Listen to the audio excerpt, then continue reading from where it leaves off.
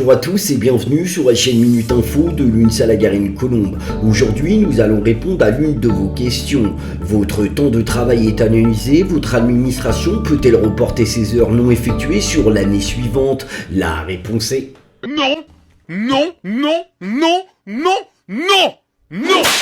Les heures perdues ne se rattrapent pas, aussi bien pour les excédents que pour les déficits horaires. Par contre, si vous effectuez moins de 35 heures, la collectivité peut vous dire de rattraper ces heures manquant sur l'année en cours et non sur l'année N+1. Illustration en vidéo. Est-ce que votre employeur peut vous obliger à récupérer des heures et sont-elles payées comme des heures supplémentaires? Et n'hésite pas à poser ta question sur défendtesdroits.fr. Ici, la réponse est oui et non, c'est-à-dire que l'employeur peut vous obliger à récupérer des heures et en plus, elles ne seront pas considérées comme des heures supplémentaires. En effet, les heures récupérées vont être distinguées des heures supplémentaires. Les heures de récupération sont effectuées en supplément de l'horaire journalier et sont alors rémunérées au taux normal sans majoration. Mais du coup, quelles sont les modalités de la récupération de ces heures?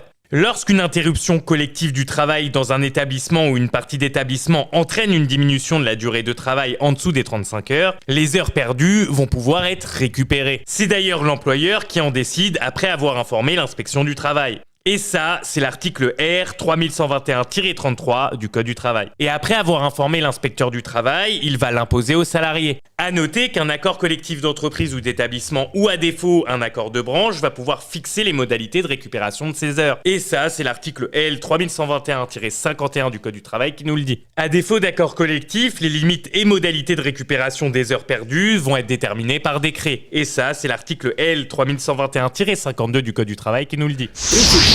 La règle est sans appel. Les heures non effectuées ne constituent pas un déficit d'heures à la charge de l'agent. L'agent ne peut être tenu de rattraper ses heures ultérieurement. Et surtout, sa rémunération est intégralement maintenue, car il était à disposition de sa collectivité et n'a jamais commis aucun manquement à son obligation de service. Autrement dit, si votre service suspend l'activité, ce n'est pas donc à l'agent d'en subir les conséquences horaires et financières. Pour plus de précisions concernant les modalités, contactez votre syndicat l'UNSA.